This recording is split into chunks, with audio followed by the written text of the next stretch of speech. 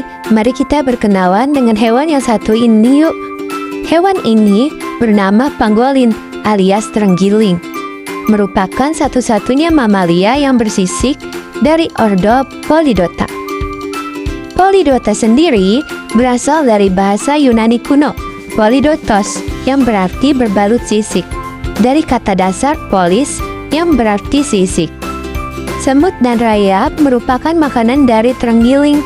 Mereka menggunakan indera penciumannya untuk menemukan sarang semut dan rayap, sebab indera penglihatan dari terenggiling ini cukup buruk. Nah, setelah menemukan sarangnya, terenggiling akan menggunakan kukunya yang tajam untuk menghancurkan dinding sarang. Kemudian, terenggiling akan memangsa semut dan rayap dengan lidahnya yang panjang dan lengket.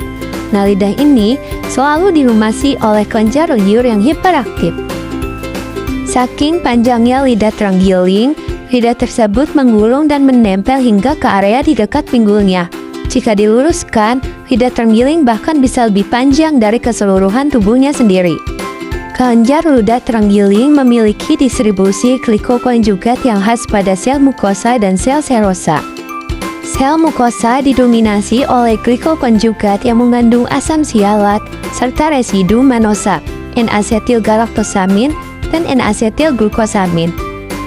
Sementara itu, sel serosa terutama mengandung glikokonjugat netral dengan residu fukosa dan manosa yang berfungsi memperkuat pertahanan terhadap infeksi pada saluran pencernaan.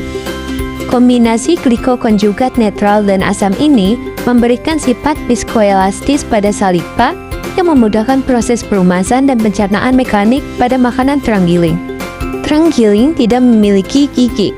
Saat menjilat-jilat sarang semut dan rayap, mereka juga menelan batu-batu kecil yang lambat laun akan menumpuk di perut mereka.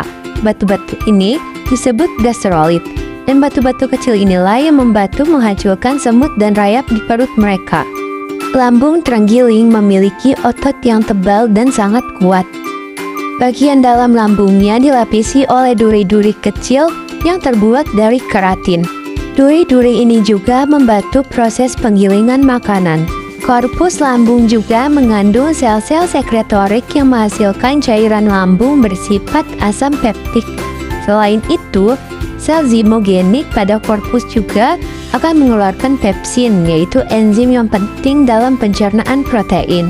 Terdapat juga enzim kitinase yang berperan dalam menguraikan zat kitin pada serangga.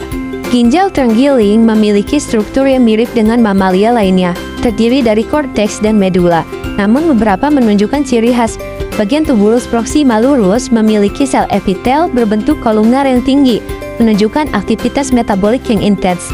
Pada kondisi dehidrasi, sel-sel pada tubulus ini akan mengalami perubahan berupa penyempitan lumen, pembekakan sel, dan terbentuknya pakuola kecil yang menandakan terjadinya degenerasi. Hal ini mengidentifikasi bahwa ginjal terenggiling memiliki mekanisme adaptasi untuk mengurangi kehilangan air saat menghadapi kondisi kering. Selain adaptasi ginjal, terenggiling juga memanfaatkan metabolisme yang rendah untuk menghemat cairan. Terenggiling memiliki tingkat metabolisme yang lebih rendah dibandingkan dengan mamalia lainnya.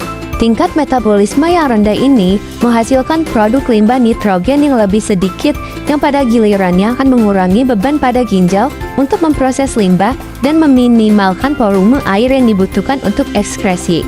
Terenggiling juga menunjukkan gaya hidup nokturnal, yaitu aktif di malam hari saat suhu lebih rendah, sehingga mengurangi kehilangan cairan melalui penguapan.